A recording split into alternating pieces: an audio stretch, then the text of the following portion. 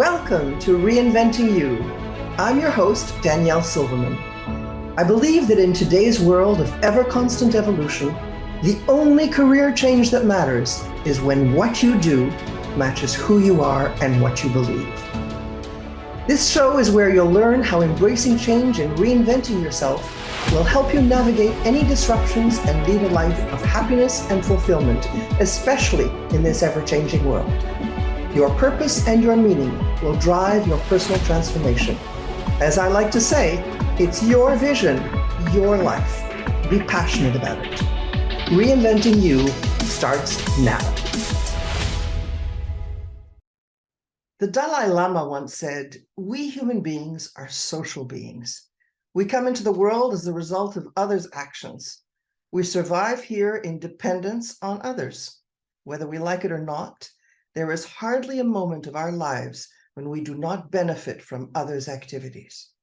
For this reason, it is hardly surprising that most of our happiness arises in the context of our relationships with others." That Dalai Lama really understood or understands that we live in a connected age. Welcome to Reinventing-U, a show that is all about your career reinvention. A few years ago, I read a book by Keith Ferrazzi called Never Eat Alone and Other Secrets to Success, One Relationship at a Time. Keith Ferrazzi wrote that book in 2005, and while that may seem like a long time ago, the concepts he talks about are still very true today. I'd like to read you just a short excerpt from chapter 31. He says, "There has never been a better time to reach out and connect than right now. The dynamic of our society, and particularly our economy, will increasingly be defined by interdependence and interconnectivity. In other words, the more everything becomes connected to everything and everyone else, the more we begin to depend on whom and what we are connected with." He goes on to say that rugged individualism may have ruled for much of the 19th and 20th century, but community and alliances will rule in the 21st century.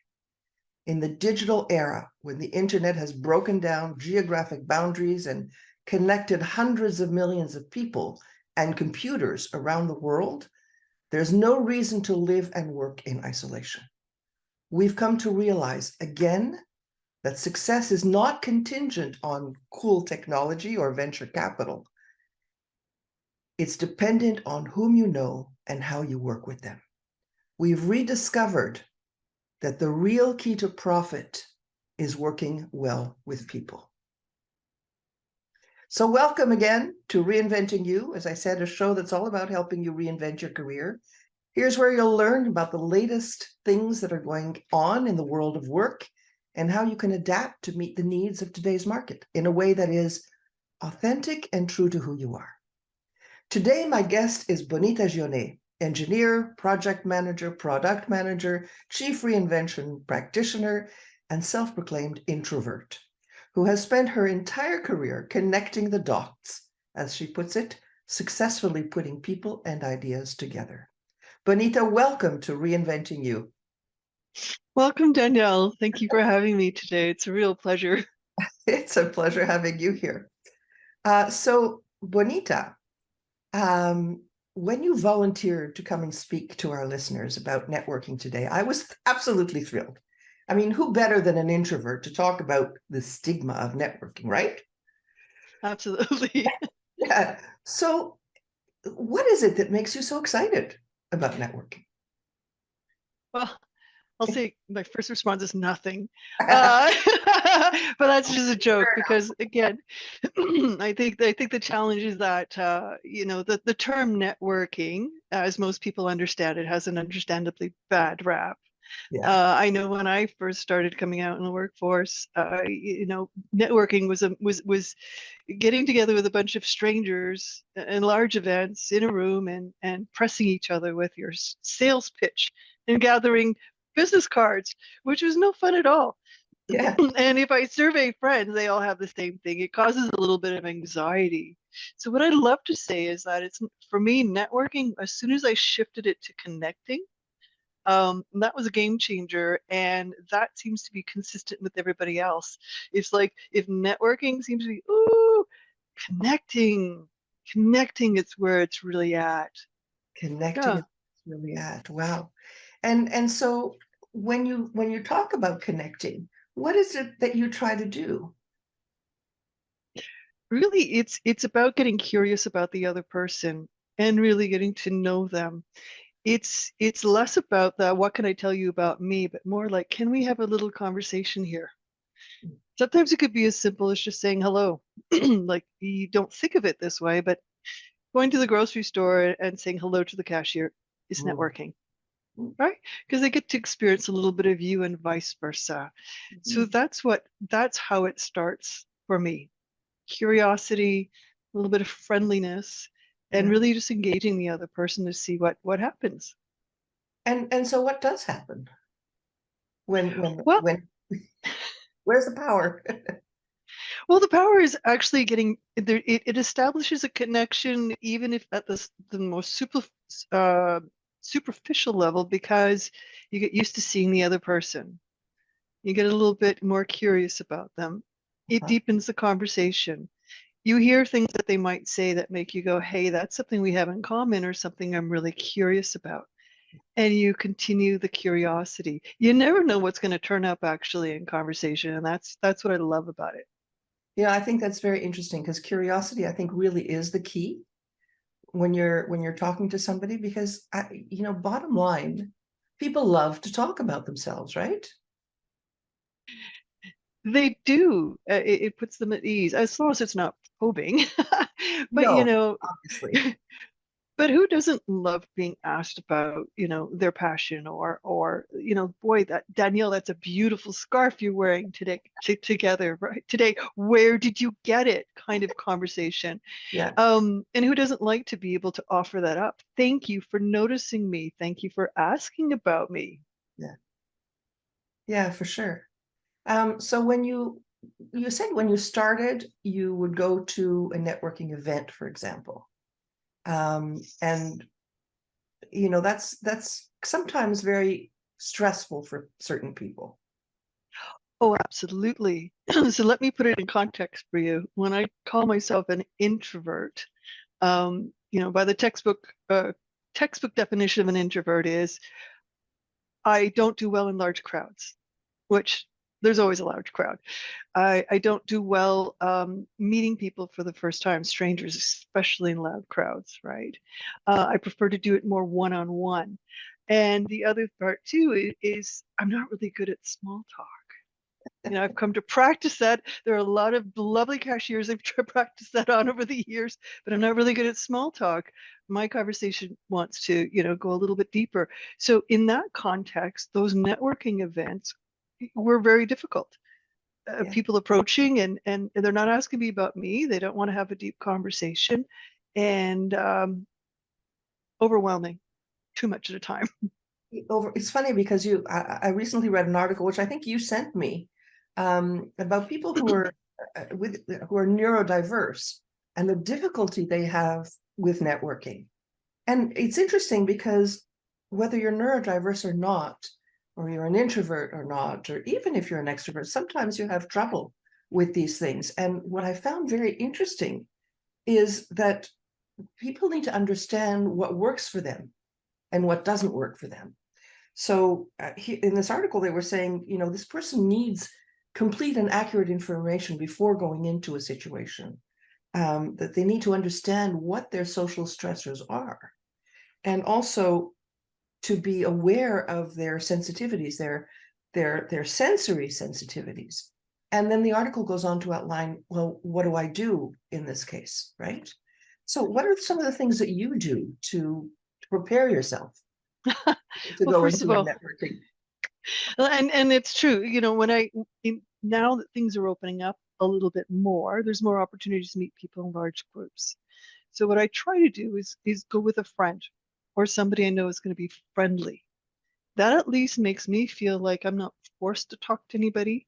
And as they chat, then other people will start talking and I can start to listen for things I can be curious about. Because as an introvert, what I'm finding is I'm more likely to sit back and be quiet and hear what people have to say. And that could be quite powerful too. The other thing too is I like to, excuse me, because believe it or not, I'm still a little bit shy. I actually like to ask for introductions so that the person is not a complete stranger to me. Okay.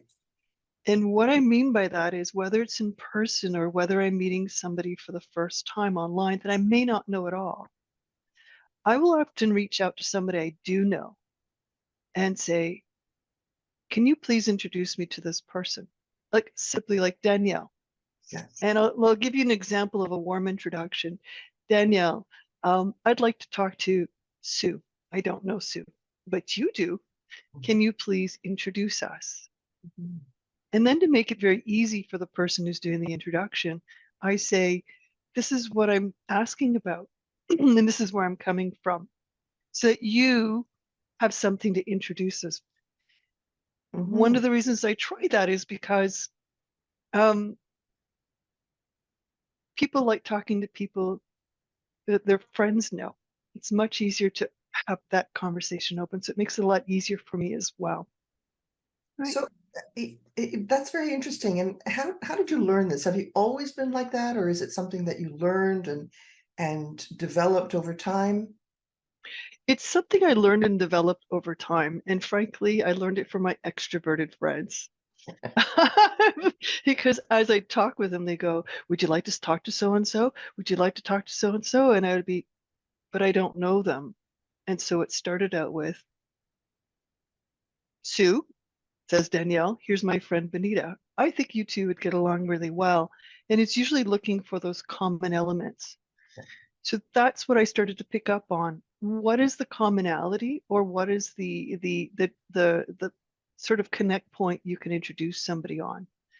And that could be anything around, I like you and I like you. I think you two would do well together, right? Or you have an interest, you have it, and you know something about it. Can I introduce the two of you to have a conversation about it? So that's helped.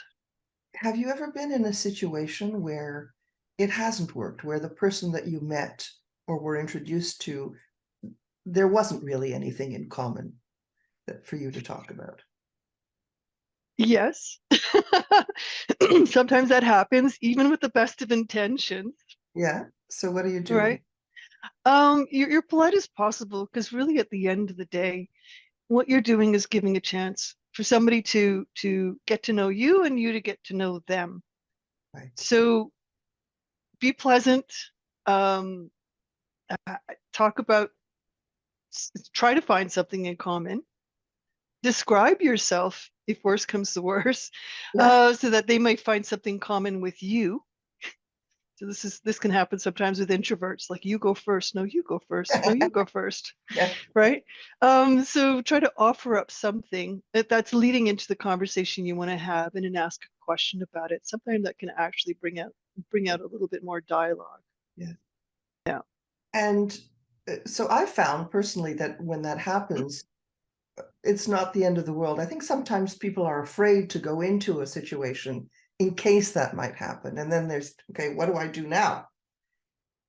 So, for me, it's just, okay, it happened. I don't have to get along with everybody.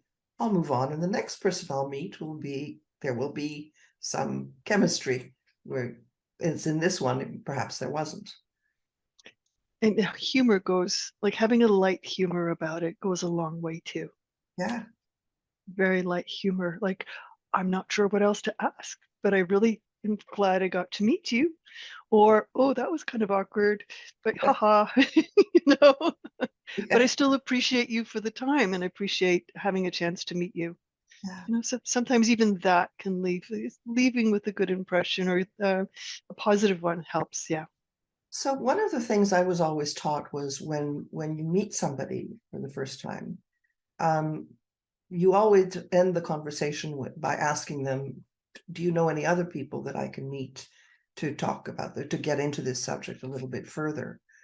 So when you meet somebody where there isn't that chemistry, would you still do that? Absolutely.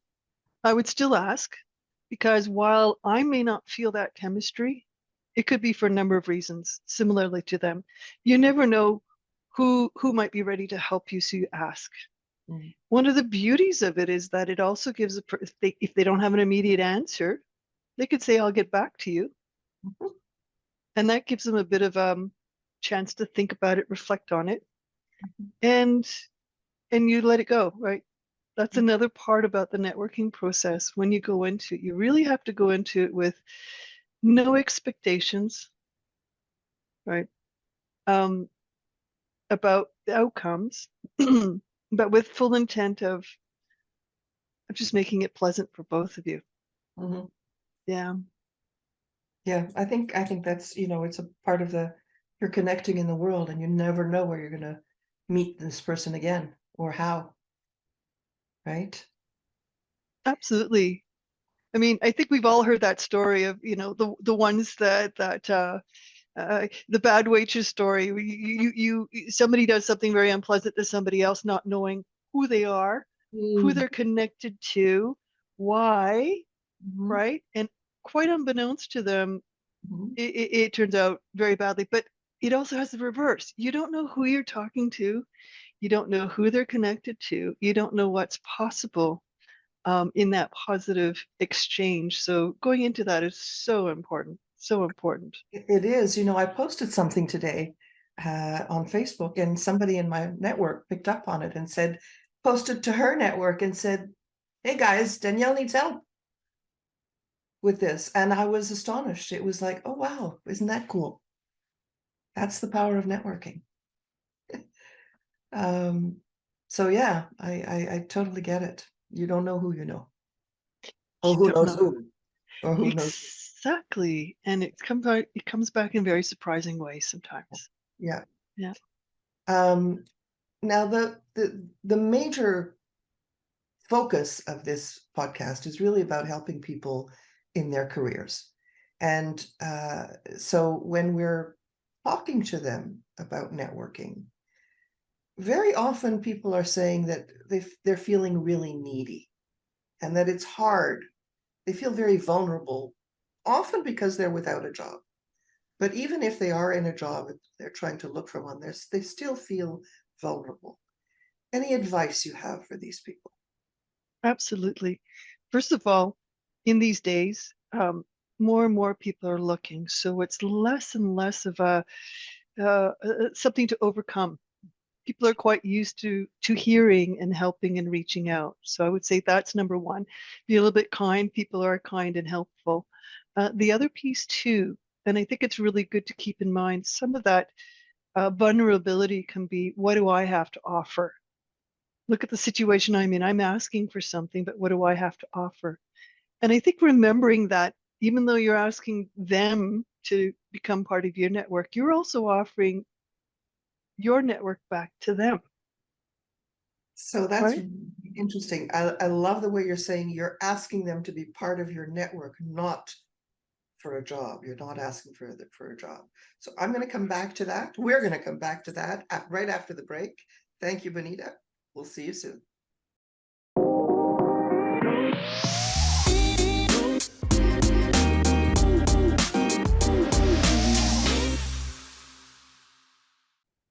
Welcome back, everybody. Today we're talking about networking, and specifically networking for introverts with my guest, Bonita Gionet. Just before the break, we started talking about networking for job search and how some people have a lot of trouble using networking because they feel needy. They feel like they're asking somebody for something. Specifically, they think they're asking people for a job, whereas I think that's a misunderstanding of the use of networking. Because really, if you go and meet somebody and you say, I'm looking for a job, or however you say it, or they understand that you're looking for work, then if they don't have anything to offer you, what will happen is they will feel bad, because I think people inherently also want to help, and agreeing to meet you whether it's virtually or by text, by email, or virtually on Zoom, or in person, as we now can do. It's hard for people to say, sorry, I don't have anything for you. So I want people to understand that networking is not about asking for a job. So, Bonita, when you first started doing this networking, what kinds of things did you ask? Did you know instinctively that it wasn't about asking for a job, or did you have this experience of asking and being rejected, or what? How did it play out for you? I think for me, it was instinctive because it felt so awkward. And I think you hit the nail on the head. If I ask and they have nothing, then what are we going to talk about? Right? Very, very awkward. And it ends the conversation. Sorry. And you go, oh, right? You've learned nothing about them. They've learned nothing about you. Mhm. Right? So what I started doing, and it goes back to sort of taking advantage of my introvert strengths, is being curious. Yeah. So how I started it is just recognizing that um, it's how you connect that's really at the heart of the game. Mm. The conversation is the way to get there. When people meet you, when you meet anybody, when you meet somebody, you automatically go, do I like this person? Do I enjoy being with this person? How is the conversation going? So that's really what you're aiming for in a network. And what I did is I tried to bring something, either something I could find out about them, a Mhm. question I had for them based on their background, or Mhm. something we could start the conversation with. Mhm. And that's just sort of like the first place. It might go everywhere. It might go everywhere. That's interesting because you talked about small talk before. And that's something else that people are very worried about because they say, I'm not good at small talk, right? So, what is small talk, and why is it important? How do you use it? Okay, that took me a while to learn. And Okay. there's a funny story about this. At one point, I was watching a lot of baseball. Baseball, Oh, baseball, baseball, baseball. I got really good at the stats. oh. It's an odd thing to say, but there you go. And I'm not one for small talk. I'd be the wallflower at the party, Yeah. not knowing what to say when somebody said, "Hey," and I'd be like, "Oh, please don't ask where I work because this is I just right." But when I learned about baseball, and of course I was in Toronto at the time, and Toronto taxi cabs would often have the baseball game playing. I would ask about the baseball game, right? And it was just what I mean by small talk is that you pick up on something very small, inconsequential, but you use it to break the ice. Not to continue to have a conversation about the weather, the this, that. It's just literally small talk in that I wasn't going to get deep into the whole, my philosophy about baseball at that point, but it did give me a chance to practice opening the conversation, Wow. right? And Um, how did it make a difference in your networking activities? I think as soon as you find something to talk to somebody about, and again, it could be as inconsequential, or I say small as, wow, Danielle, that is a really gorgeous scarf you've got there. Where did you buy it? Now, that's not a huge, deeply philosophical conversation, right? But depending on what you say next, right? Where did you buy it? Why that color? Could be anything, something nice. Then we get a chance to assess each other. We get a chance to go, oh, I like this conversation, or oh, I have another piece of information, or I Mhm. see this person is engaging with me. Mhm. That's, I think, where small talk can be used as the icebreaker. Mhm. Now, if I said, hey, Danielle, that's a really nice scarf you have. Well, first of all, it's a nice thing to say it if I mean it genuinely. But if you happen to say to me, yep, and you leave, well, then what have I risked? I've complimented you, right? Yeah. And we didn't connect, but I'm not like flat on my face at that point. Yes, I guess. Sounds really weird that somebody would respond that way, but okay. it could be anything, Yes, it could right? be anything, Yeah. of course. Yeah. And so most people mistake small talk for, asking about the weather. Oh, yeah. Which is really boring. So it's very interesting, I think, that you say, just try and think creatively about a small thing that you notice or something that you're interested in. In my case, it wouldn't be baseball. I think it would be hockey, but whatever it is, we had a fantastic game last night. We won. Wow. Oh, we're Tampa Yay. Bay, one of the best teams in the league. They won Stanley Cup 2 years in a row. Well, you see right there, I don't know much about hockey, and I'm going, oh, Danielle, who played? What do you like about it, right? And then we have a connection, yeah, right? yeah, it is interesting. So you've got this connection. How do you move beyond the small talk? And this takes a little bit of gauging because obviously there's different places you can or cannot ask more. You can ask a little bit more of who are you and where are you from? And I know that sounds again like boring, but it tests the openness for the conversation. Mhm. You can offer a little bit about yourself. But again, it's like don't expect that you're gonna walk in, have a small talk, hey, hey, hey, and then oof, let's have a deep philosophical or deep conversation about the job market and whatnot. Take time, let that evolve. I kind Mhm. of like to say, you wouldn't show up at your first date with a proposal in hand, right? Right? That analogy for You, sure. you you give it a little bit of time to develop, and I think that's another thing that needs to be kept in mind. Now, having said that, when you're looking for work, then there's a little bit more impetus. So the networking gets a little bit different, or at least that's what I've used, Mhm. right? So I've used networking professionally um, to expand and also to find out what's available. So again, looking for that common theme. If I want to learn a little bit about an industry, if I want to learn a little bit about a job role, if I want to have a little bit more insight into a particular company, find out what it's like working there, then I will likely go out looking. And I have to say, LinkedIn is my best friend, especially as an introvert, because then I can quietly do my research and Mhm. think about it. Um, and I will reach out to see who I know who might be connected. This is where the warm introduction is so helpful, Mhm.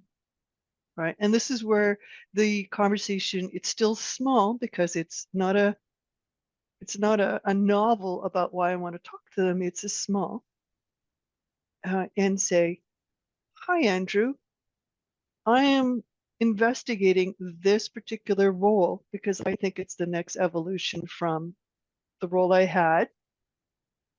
And you're connected to Laurie, who does that role.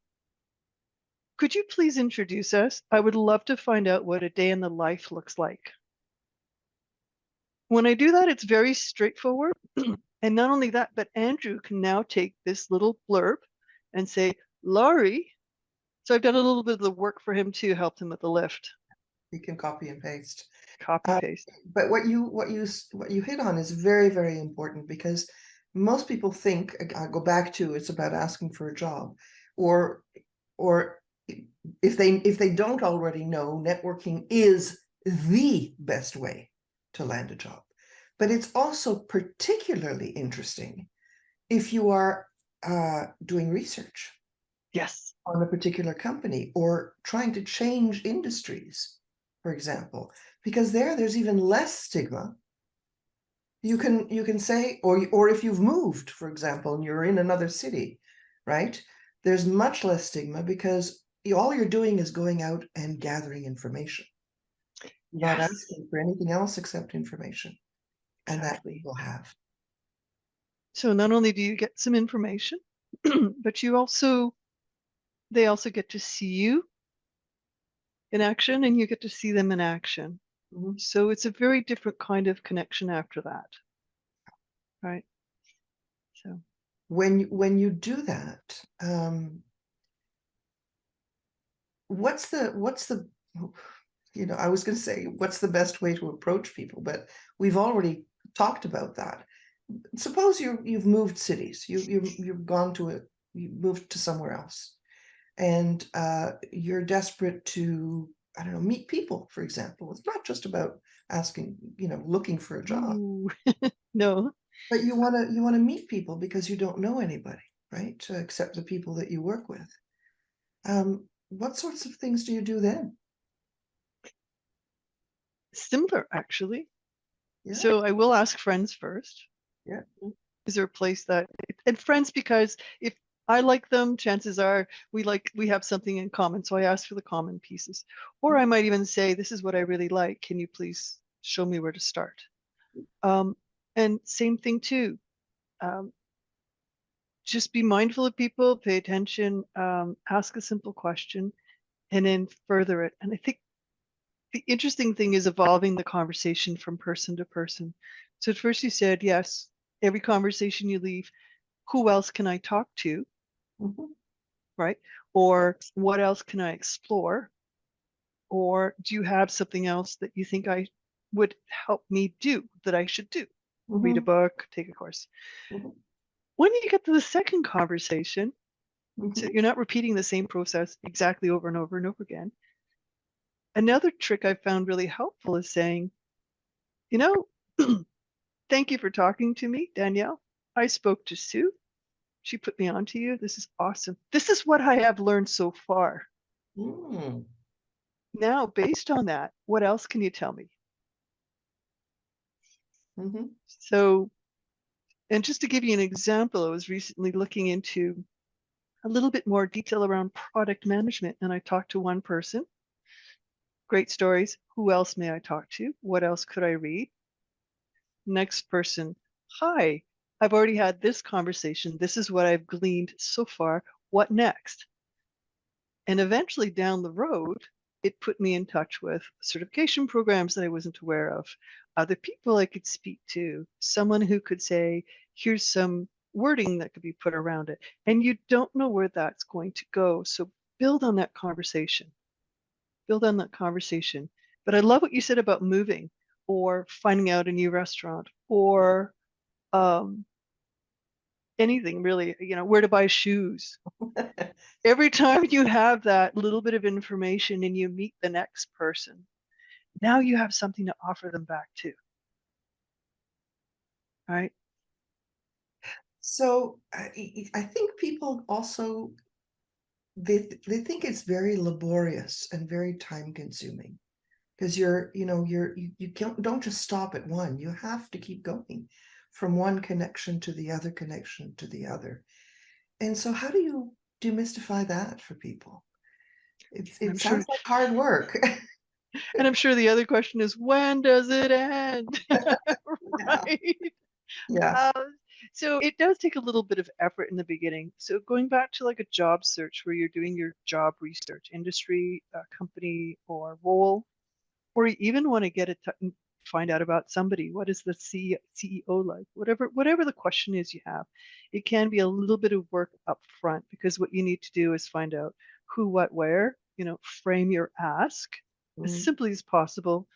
Find out who can. In my case, because I do warm welcomes or warm introductions, find out who can introduce, and then send out the email. That's just the starting piece. Once it goes, it's a matter of setting up those meetings and following up and saying thank you. It doesn't have to be a huge lift, but you do have to be a bit deliberate about it. So a couple of things come to my mind. First is obviously you have to have some sort of system for keeping track of all of Yes. this. Yeah. So what do Yes. you use? I use a tracking spreadsheet. I know that doesn't sound very sexy, but it at least lets me know who I've reached out to, when I've reached out to them. Did I thank the person who refers you, Oh, by the way? thank you for that. Very important. Let them know that you've talked to the person they referred you to, and Mhm. what resulted for that. And also, make any notes about what you've learned about that. After a while, I mean, I tend to be somebody who can remember some details, but at the beginning, it's like, but I can't remember who I talked to or what they told me. I've been talking to too many people. Capture little notes about your conversation, what you learned, what books, links, and also something about them. This is actually key. It's kind of like a small thing, but something about them. So if I'm talking to, um, Margaret, and by way of the conversation, I learned that she likes cats. And I know that doesn't sound like a big thing, but I learned, it has nothing to do with the network conversation. The next time I come across something, and it might be a particular breed of cat, she's into Siamese cats Ooh, very detailed. specifically, Yeah. right? Or a particular kind of restaurant. One of the ways of keeping up that connection in a very light touch way is when I see something with cats, I will then go, "Hey, Margaret, did you see this?" And it's a non-intrusive way of just saying, "We're staying in touch. I'm thinking about you. I remember something about you." And that's really impactful, Mhm. really impactful. Mm. So Do you find that people are reciprocating when you do that? eventually, yes. Okay. So, and again, I say that with, put it out there with no expectations. Mhm.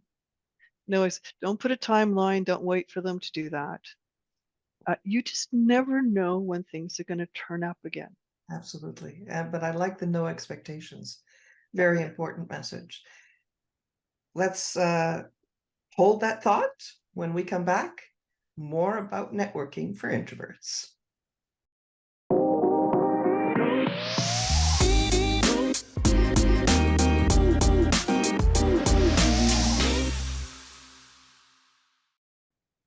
Welcome back, everybody. We're listening to Reinventing-U on Transformation Talk Radio, the show where we talk about your career and how you can reinvent your career. Today, we're all about networking, networking for introverts. What are the ins and outs of networking? Why is it important? All of that. And just before, we were talking about no expectations, that whatever we give out, we don't expect that we're going to get anything in return.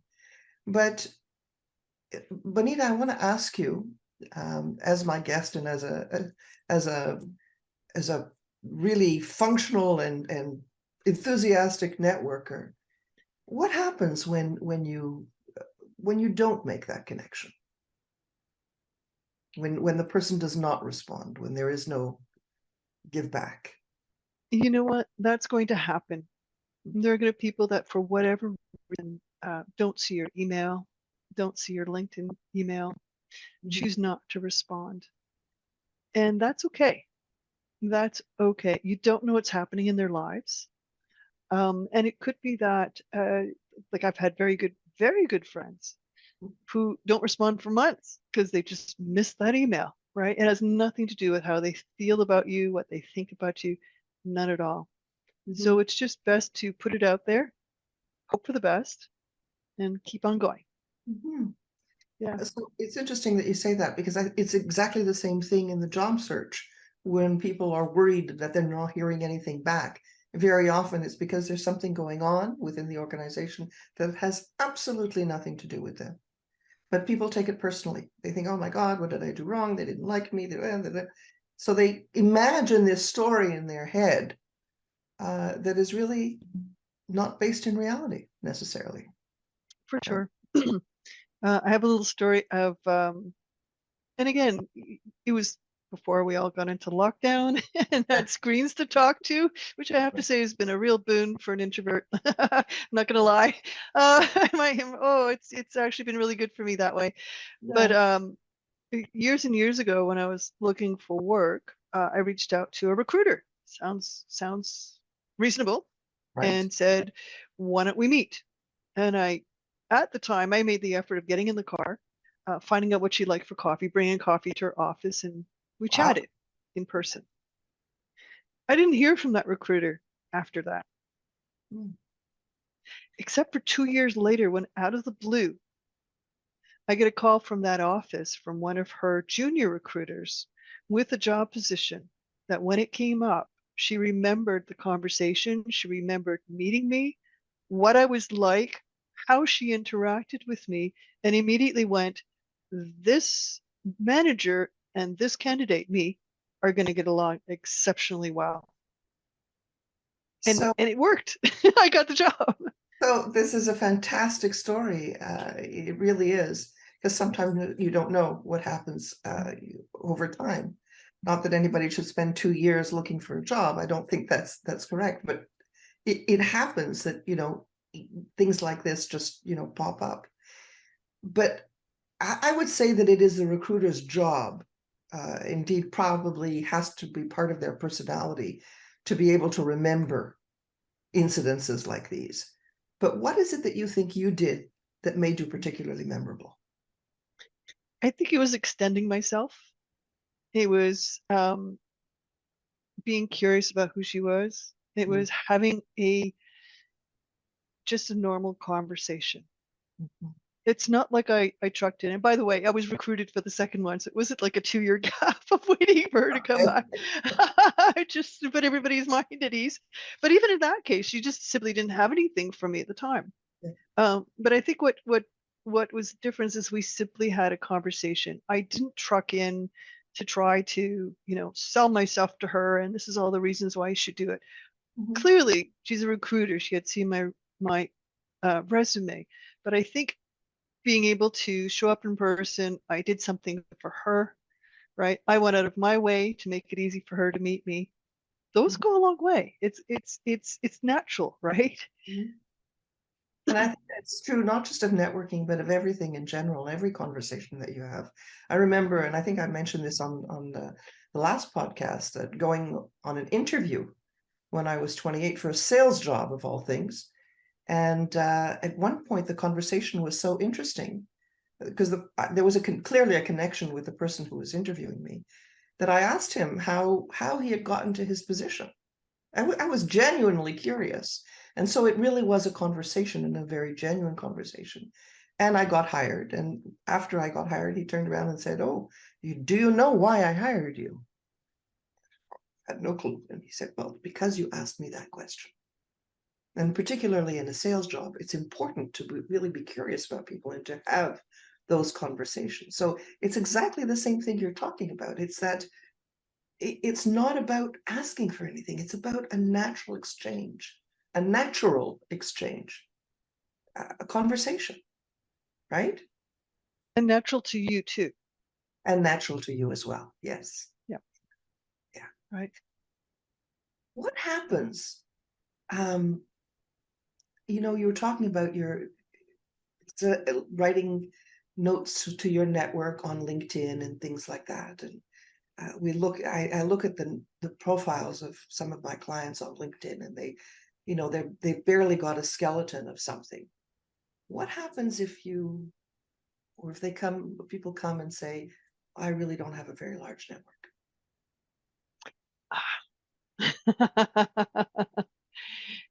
People think they don't have large networks, but everybody knows somebody, right? And I think the challenge is that first listen to ask, just have a conversation with them. Maybe you have something to offer them today because you have a deeper network than they do. And just by meeting you, you can make that offer to them too. Um, but if they don't have a large network, what does it matter? You're not looking for hundreds of people, you're looking for that right next person to speak to, right?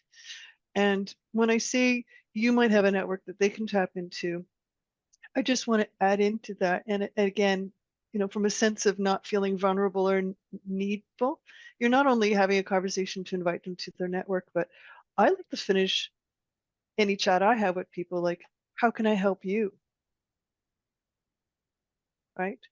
Mhm. And it tends to take people off guard, right? Because they're not expecting it.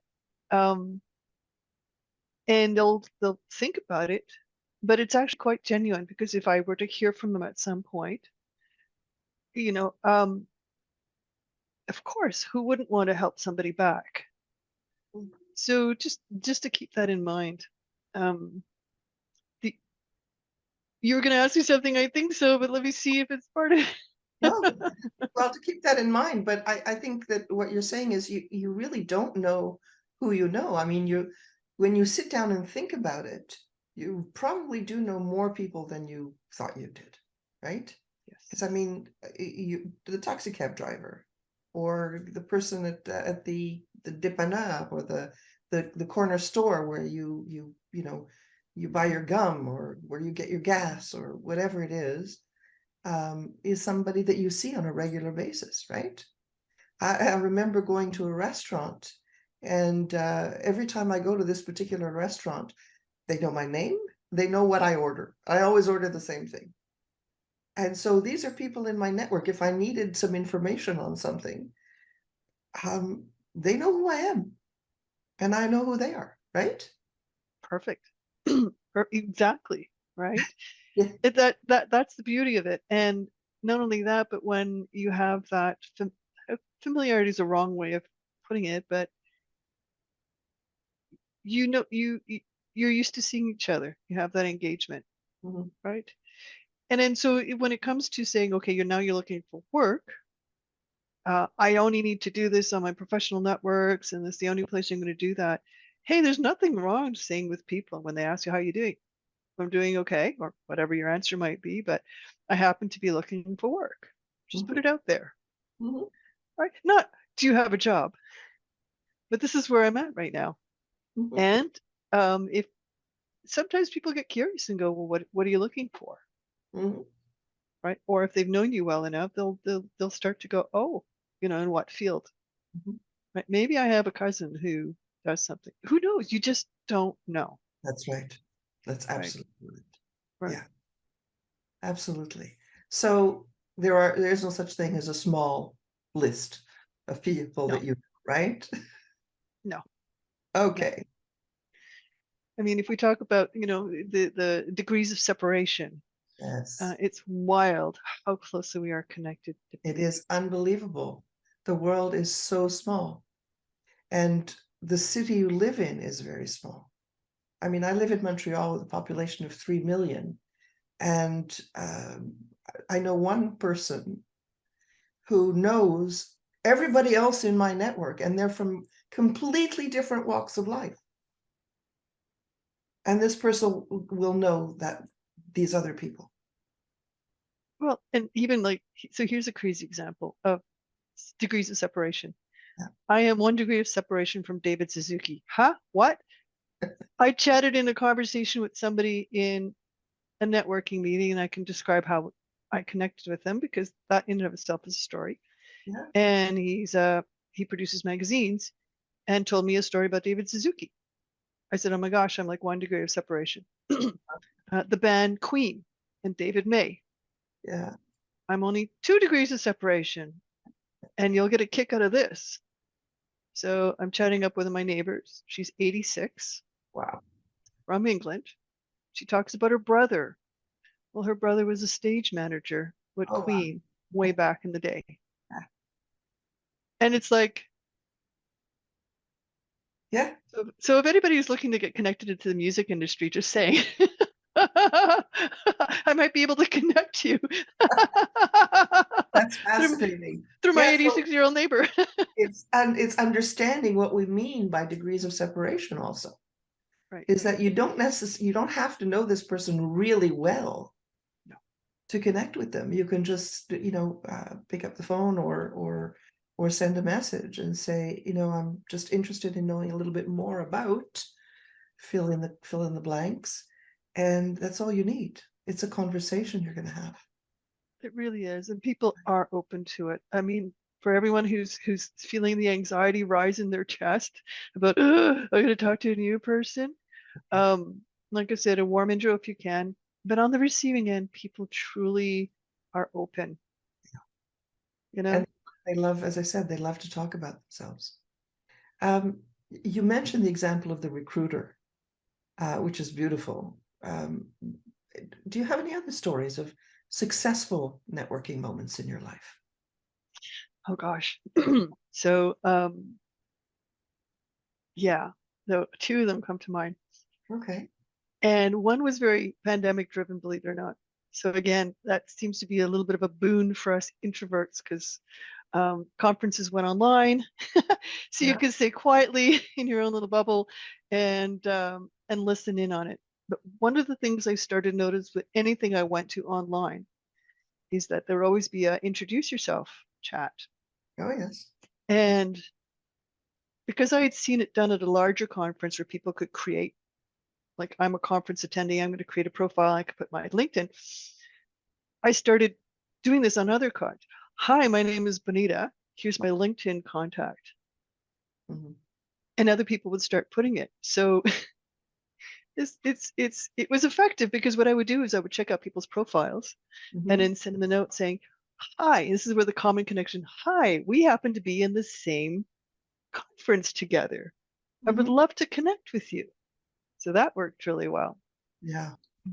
The it's strange, but it's true. We were able to connect on that. The other piece I wanted to say very quickly is that if you feel like you haven't talked to people in your network in a long time That's a and good you're point. really shy about reaching out to them, I would suggest reach out to them anyway.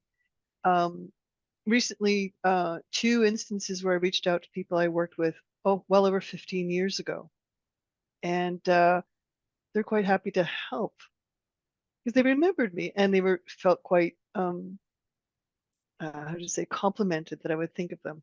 Mhm. So don't be afraid to do that. That's an excellent point, because people are often, as you say, shy or wary of reaching out to somebody they haven't talked to in years, like what has become. But, as a matter of fact, I was thinking about somebody the other day and thinking, oh, it's been years since I've spoken to this person. And I wonder, whether it would be whether it would be okay to reach out. And so you've just answered my question. Bonita, what other, as we end this podcast, what other advice would you have for our listeners? Breathe.